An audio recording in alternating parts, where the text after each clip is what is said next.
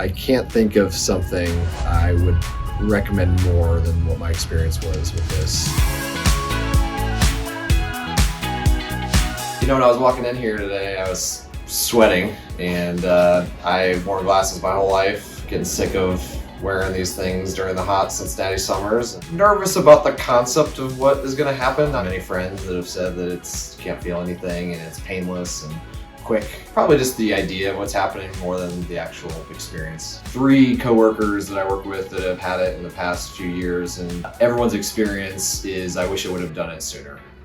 So everyone encouraged me to do it sooner than later and not waste any time. So I'm gonna heed their advice. That was much easier than I thought it would be. Awesome. I've heard you've done this many times to fill up 2 Bengals. So this is my 29th year. I've helped a lot of people see, for sure.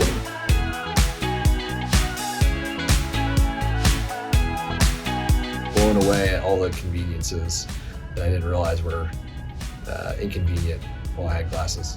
Dr. Marino was amazing. I felt like the whole time he was like just a comforting voice that was there to make sure that everything was going smoothly. I think the biggest thing that it's fun is the being outside.